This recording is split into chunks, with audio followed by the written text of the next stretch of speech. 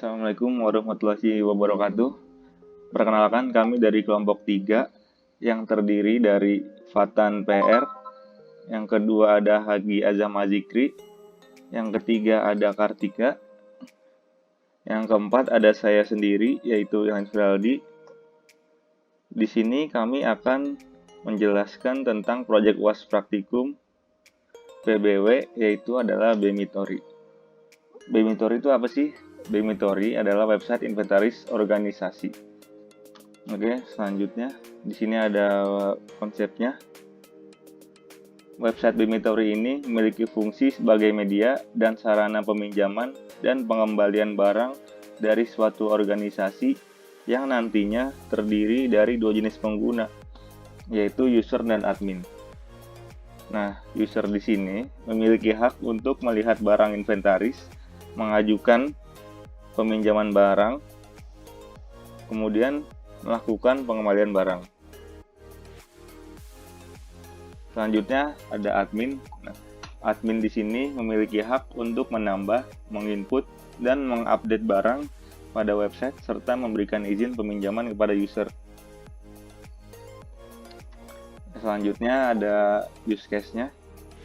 Di sini user melakukan registrasi, kemudian memasukkan data baru. Setelah selesai, user melakukan login, kemudian user bisa melihat barang dan mengajukan peminjaman, kemudian bisa juga mengembalikan barang dan logout.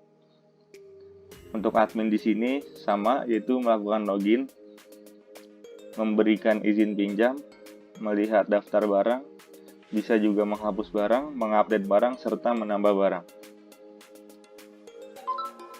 Oke, selanjutnya di sini ada language and tools. Kami di sini menggunakan HTML, CSS, JS, dan PHP tentunya. Nah, setelah itu kita juga menggunakan framework, yaitu framework Laravel adalah kerangka kerja aplikasi web berbasis PHP yang menggunakan sumber terbuka.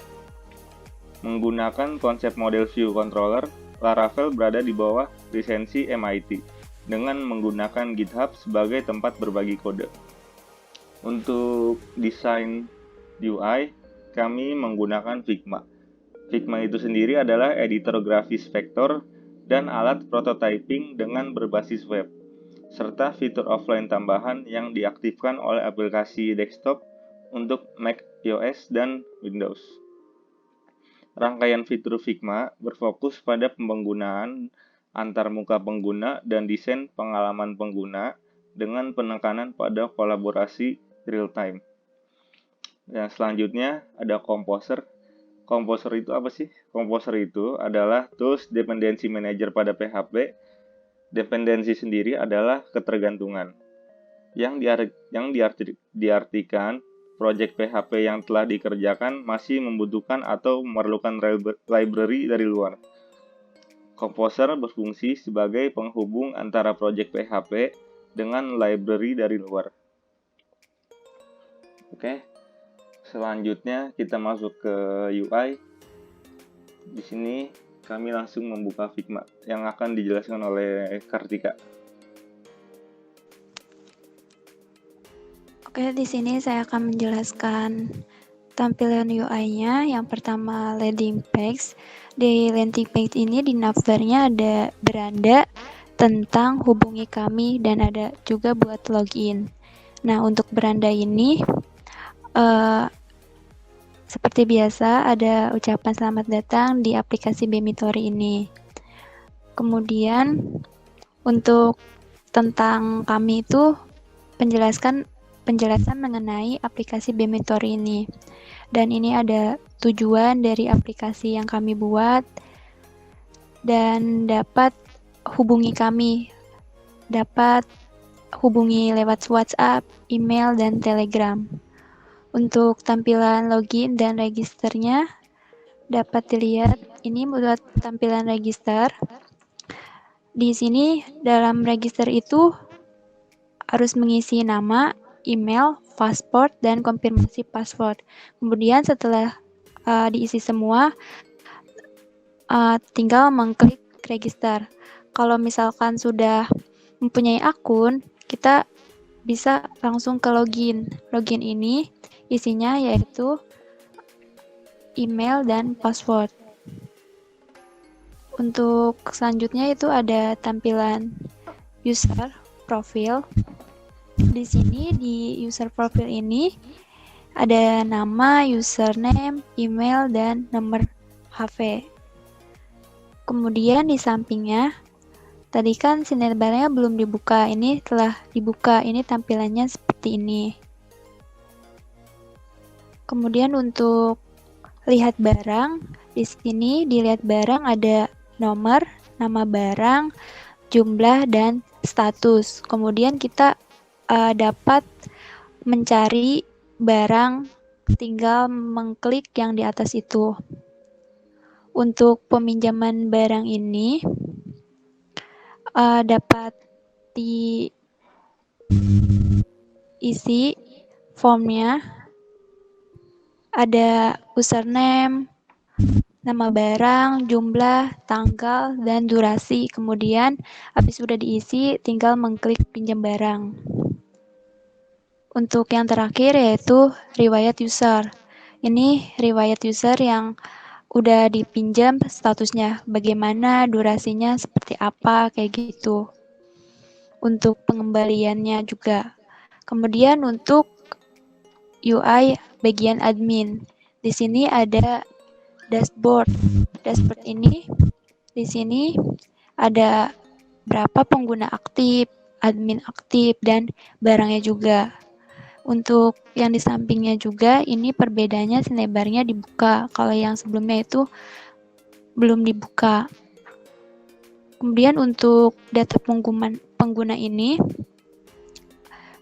pada admin di sini ada ID, nama, username, email, dan nomor handphone.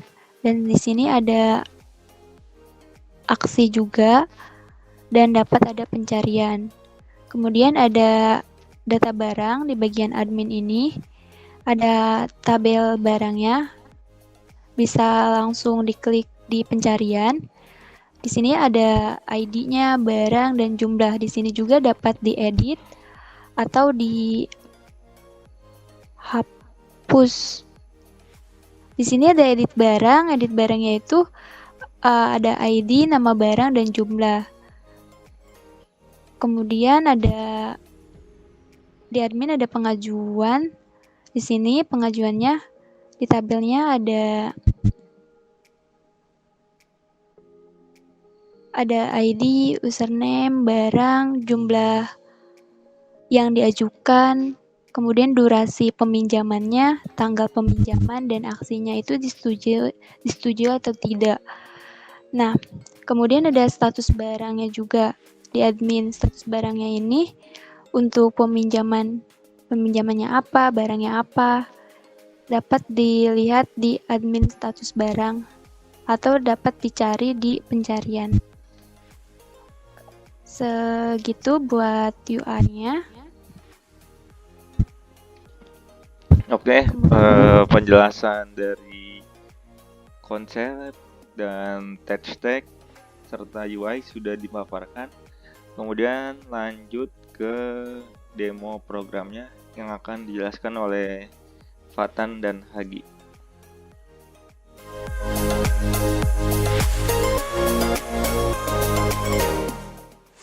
Oke, selanjutnya kami akan melakukan demonstrasi dari website yang telah kami buat.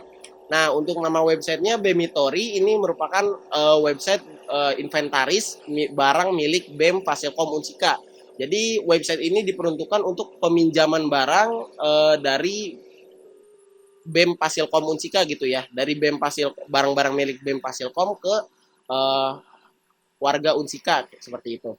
Nah, untuk tampilan dari landing page-nya seperti ini, kita mengacu pada UI design yang telah kelompok kami buat.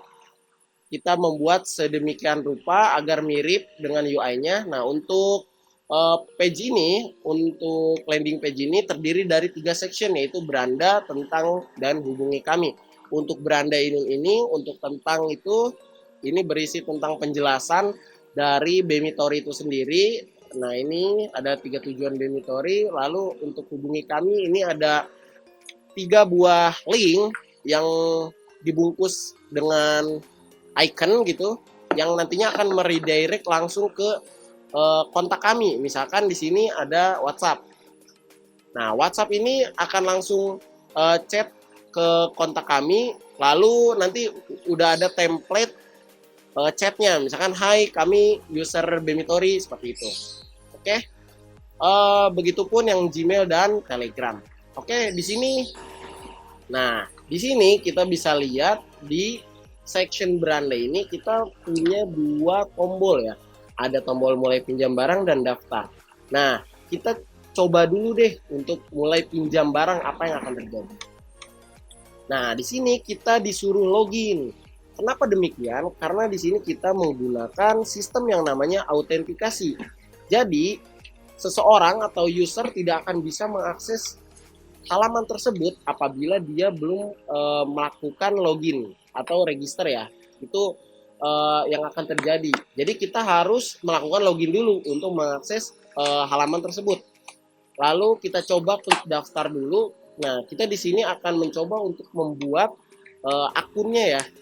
Kita coba pakai nama Fatan PR, Fatan lagi untuk nomor telepon. Nah, kita coba passwordnya ini 123. Apa yang akan terjadi? Oh, password harus setidaknya 8 karakter. Berarti kita harus isi passwordnya lebih dari 8 deh. 1 sampai 9. Kita coba klik daftar. Di sini dilihat ya, belum ada ya, user belum terpost. Oke, kita coba klik post. Nah, di sini disuruh login. Oke, kita coba reload. Nah, usernya di sini sudah masuk. Wah, untuk ID-nya 4. Kenapa? Karena tadi kami sudah melakukan percobaan untuk yang ID 3 dan kami hapus untuk akunnya. Oke, di sini kita coba langsung login aja. Pakai email yang tadi didaftar, Fatan lagi. Passwordnya 1234569. Kita langsung masuk. Nah, bisa masuk ya. Oke, di sini di dalam autentikasi user ya. Dalam autentikasi user ini akan muncul 4 buah tab. Yang mana ada tab profile, lihat barang, peminjaman dan riwayat dan logot ya. Nah, di sini kita langsung masuk dulu ke profil. Nah, untuk profil di sini, kenapa data-datanya langsung mereturn data-data dari database dari data user ini? Karena pada codingannya, mana ya? Oke, kita cek profil. Nah, pada codingannya di sini kita memanggil lagi out user name. Kita memanggil yang ada pada kolom name-nya untuk namanya. Lalu untuk username, email dan nomor telepon seperti itu juga. Jadi kita mengembalikan data-data dari autentikasinya ke dalam view ini, seperti itu untuk profil. Lalu kita cek ke dalam lihat barang. Nah, kenapa lihat barang di sini belum ada? Karena barangnya belum diinput oleh admin gitu ya. Jadi kita belum bisa nih lihat-lihat barang. Lalu kita klik ke peminjaman. Nah, di peminjaman juga nggak bisa karena barangnya itu belum ada. Oke, untuk selanjutnya riwayat juga belum ada karena kita belum melakukan peminjaman. Oke, selanjutnya akan dijelaskan mengenai admin oleh Hagi. Silakan untuk Hagi. Oke, baik. Izin saya screen dulu.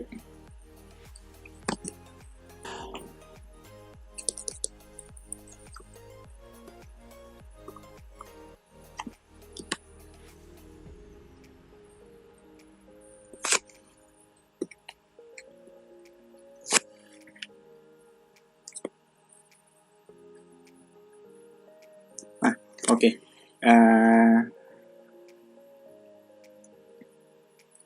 Jadi untuk admin di database lokal saya ini juga sudah ada user, di sini juga sudah ada dua user, yang dimana yang satu itu levelnya user dan satu lagi levelnya admin. Nah, seperti yang saya sudah jelaskan, di sini kita langsung saja login sebagai admin.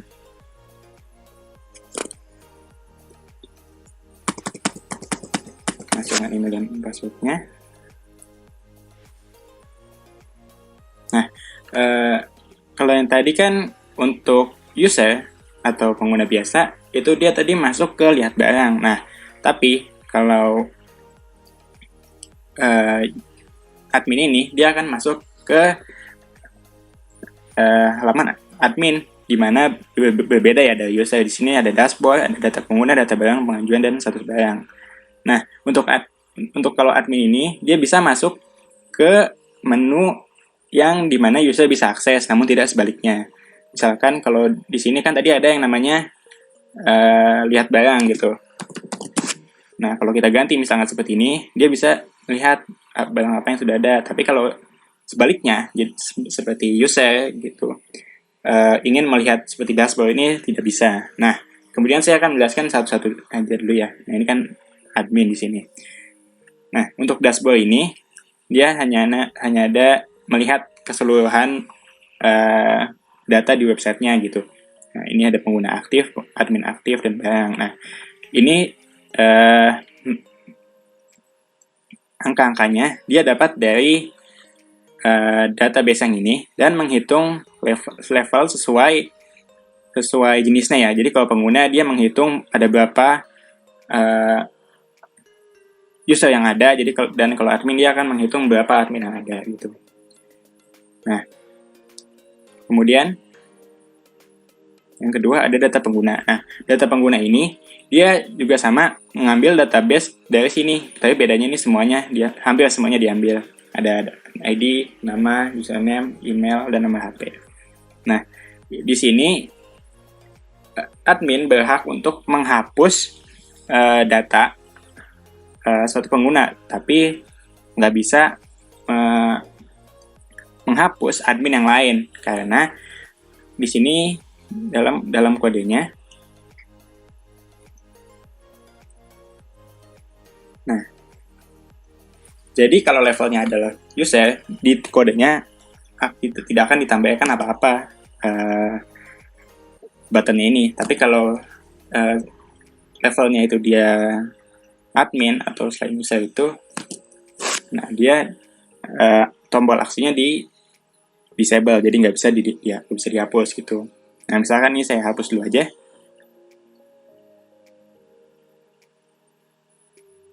Nah, sudah hilang. Di database juga harusnya sudah hilang. Nah, dia tinggal admin yang kita login ini ya. Nah, kemudian di data barang. Nah, sebelumnya kan tadi sudah dijelaskan belum ada barangnya ya. Nah, untuk nama barangnya itu ada di sini. Di sini kita misalkan bisa tambah kode barang, nama barang, dan jumlah. Untuk status itu dia defaultnya adalah tersedia. Ada di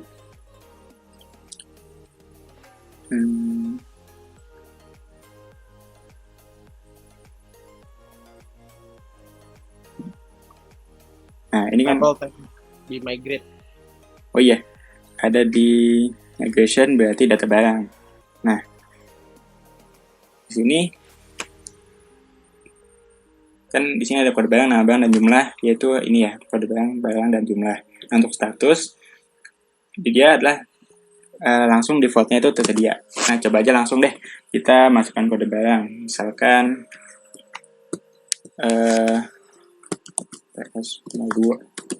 02 gitu, misalkan nama barangnya pensil, jumlahnya misalkan ada 330 aja deh kan. Nah, harusnya dia langsung masuk ke tabel barang sini. Nah, di sini juga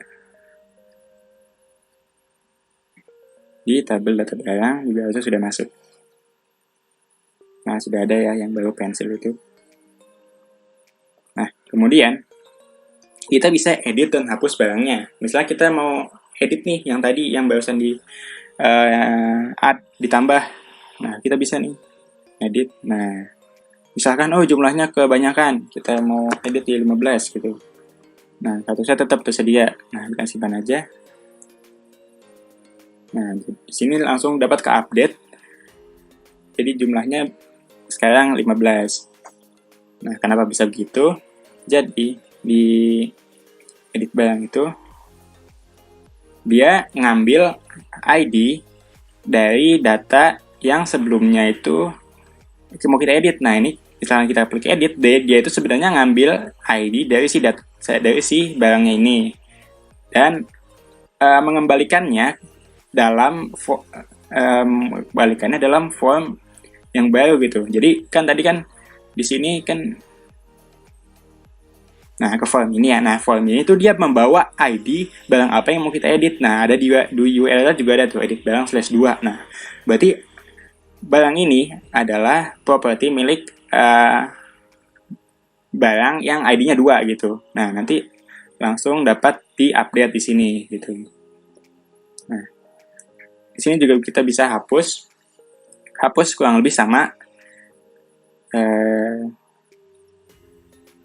Di sini bisa ya, kita lihat. Misalkan hapus, yang tadi kan ada hapus pengguna ya, berarti ada di sini. Nah, jadi di destroy,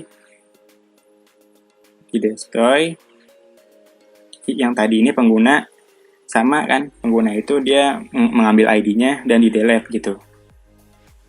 Nah, langsung aja. Ini coba dulu deh, ini kita hapus. Kita lihat dulu. Nah, sudah terhapus juga ya.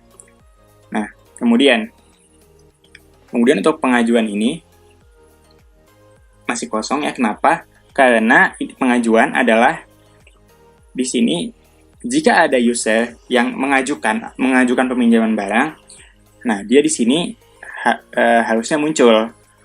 Nah, tapi karena belum ada yang mengajukan, nah jadi di sini belum ada gitu kan. Nah, kita coba dulu deh, misalkan kita jadi user dulu sebentar, kita mengajukan barang. Nah, ini kita buat baru aja.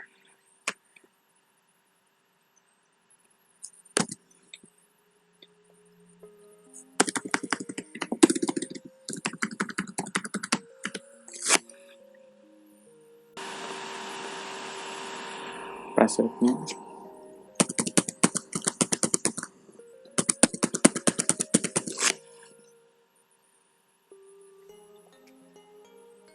Nah, ini masukkan lagi yang tadi.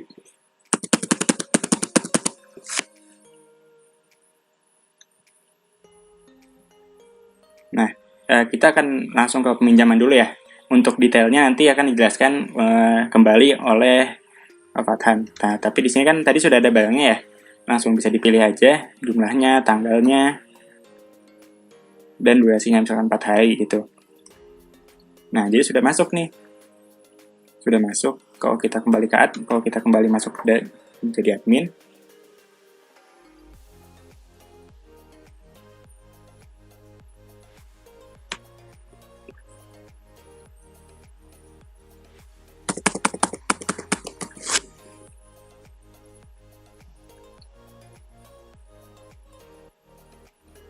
Di peminjaman,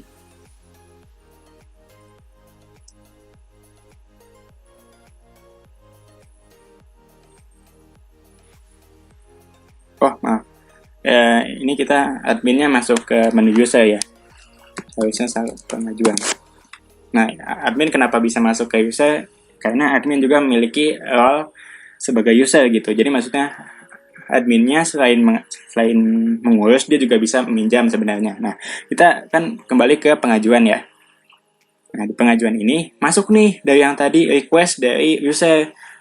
Nah, jadi dia ngambil username-nya siapa, yang minjam barangnya apa, jumlahnya dan sebagainya. Nah, jadi di sini ada aksi ya, setuju atau tidak, ada tombol 2 di mana akan mengubah statusnya. Jadi kalau aksinya disetujui oleh admin gitu, statusnya akan berubah menjadi ongoing, dan kalau ditolak maka statusnya akan berubah menjadi tolak gitu. Nah, sebelumnya kita coba dulu aja. Nah, sudah bisa ya, sudah statusnya langsung berubah. Gimana kalau misalkan tiba-tiba adminnya misalnya salah klik nih barusan, oh setuju, padahal misalnya mau tolak, nggak apa-apa, masih bisa di sini masih bisa tolak dan statusnya langsung berubah jadi ditolak gitu. Nah, tapi untuk sekarang kita misalkan setuju dulu. Nah, jadi statusnya sekarang yaitu ongoing lagi. Nah, itu untuk pengajuan.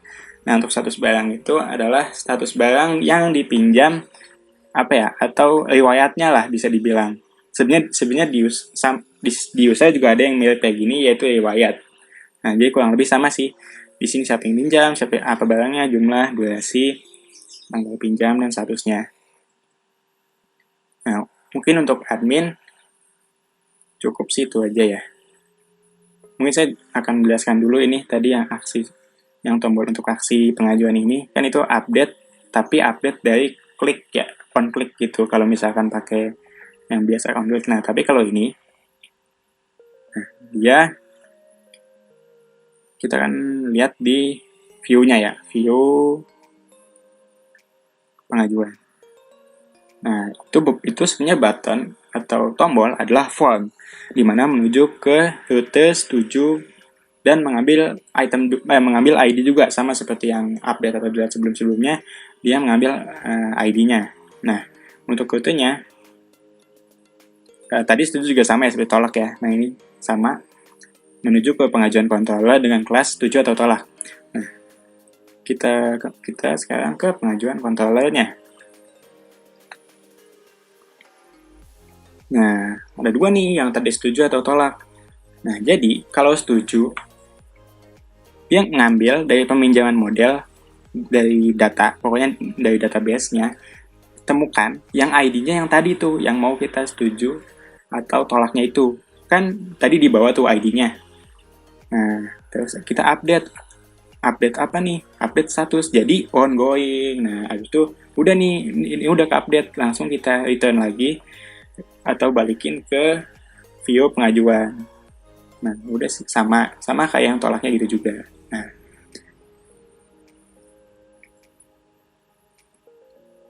Nah, sudah semua ya untuk admin. Nah, mungkin untuk dari admin cukup segitu aja. Saya kembalikan lagi untuk user dapat melanjutkan penjelasannya.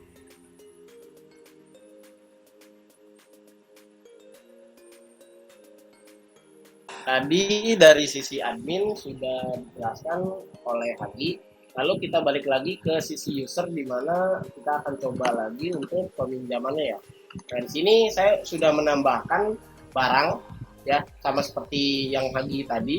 Barang itu ada ballpoint dan pensil, statusnya tersedia. Nah, di sini misalkan kita akan coba untuk meminjam ballpoint dengan jumlah 3. Misalkan kita akan pinjam besok dengan durasinya 1 hari aja deh. Lalu kita klik ajukan barang. Nah, di sini kita bisa lihat di riwayatnya. Nah, di riwayatnya ini udah ada ya. Jadi proses pengajuan kita itu sudah diproses oleh sistem, namun statusnya masih proses pengajuan. Karena apa? Ya tadi, karena kita sudah belum mendapatkan persetujuan dari adminnya. Apakah pengajuan barang kita disetujui atau tidak? Dan di sini ada aksi nih, tombol cetak, di mana kita bisa mencetak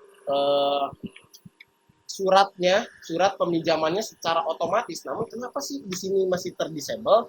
Karena di sini punya function di mana ketika proses pengajuannya masih proses pengajuan, maka tombol cetak ini terdisable. Jadi kita belum bisa nih nyetak PDF atau surat pengajuannya. Oke, misalkan di sini kita coba dulu untuk login ke admin ya. Kita balik lagi ke admin. Di sini juga saya sudah membuat akun adminnya. Nah, kita lihat ya, tadi dashboardnya penggunanya ada 2, usernya ada 2, untuk admin aktifnya 1. Oke, kita cek nah, misalkan di sini kita coba untuk setujui dari permohonan pengajuan dari Farhan lagi nih. Ballpoint 3, jumlah 3, durasi peminjaman 1 ya. Di sini prosesnya masih proses pengajuan. Kita coba untuk setujui. Nah, di sini prosesnya udah berubah kan, jadi ongoing. Kita balik lagi ke dalam user kita ya. Oke. Kita balik lagi ke dalam user kita, vaksin lagi. Kita balik ke riwayat. Nah, lihat di sini. Tombol aksinya dari aksi cetak ini sudah tersedia ya. Tadi kan terdisable, sekarang sudah bisa. Dimana ketika status ongoing ini kita bisa mencetak surat peminjaman atau permohonan peminjamannya secara otomatis. Dan kita coba dulu saja untuk cetaknya.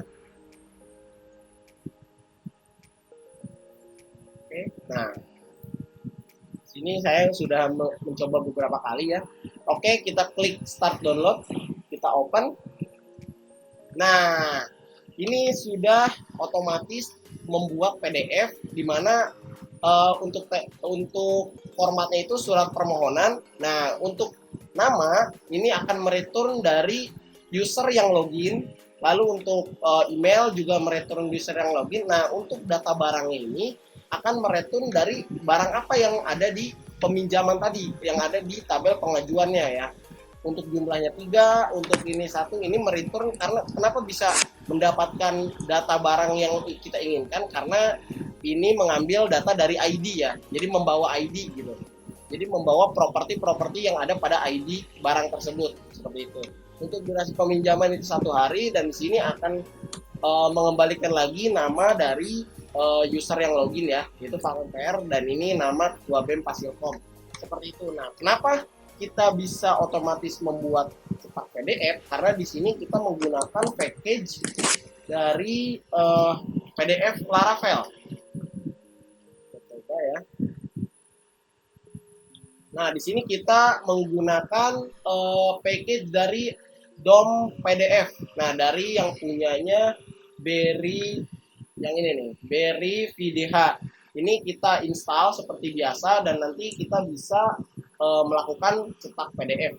Nah, kita lihat dulu deh untuk cetak PDF itu kenapa bisa mengembalikan nama-nama dan barang-barang yang kita pilih. Karena, nah, dalam sini kita pilih namanya itu dari autentikasi name. Jadi kita meminta nama pada user gitu ya, pada tabel user yang nama kolomnya name. Dan untuk email juga demikian. Nah, untuk barang kita ambil dari data barang ini, dari tabel data barang nih, variabel data ini, lalu kita ambil kolom yang namanya barang, lalu jumlah, durasi, tanggal pinjam, dan sebagainya. Dan untuk nama juga seperti itu. Nah, itulah fitur yang menjadi keunggulan kami, di mana kita bisa mencetak surat permohonan secara otomatis. Jadi ketika kita sudah disetujui ini peminjamannya, lalu kita klik cetak, lalu kita print. Nah, kita tinggal datang ke sekretariat BEM, kita tunjukkan surat dari yang kita cetak tadi, lalu sekretariat BEM akan tahu kalau misalkan surat itu sudah keluar, maka otomatis dalam aplikasi itu berarti sudah disetujui oleh admin, seperti itu. Mungkin untuk penjelasan dari user cukup sekian. Kita kembalikan lagi pada Hagi. Silakan. Oh iya, untuk logout kita coba deh ya. Nah, untuk logout kita bisa ya. Nah, ini logout kita coba mulai pinjam lagi, dan kita harus login lagi karena autentikasinya sudah terdestroy atau sudah logout gitu. Jadi sudah tidak masuk ke autentikasi yang sebelumnya. Mungkin sekian presentasi dari demonstrasi dari Bemitori atau dari kelompok kami. Untuk kurang lebihnya mohon dimaafkan. Terima kasih atas waktu dan perhatiannya. Wabillahi taufiq wal hidayah. Wassalamualaikum warahmatullahi wabarakatuh.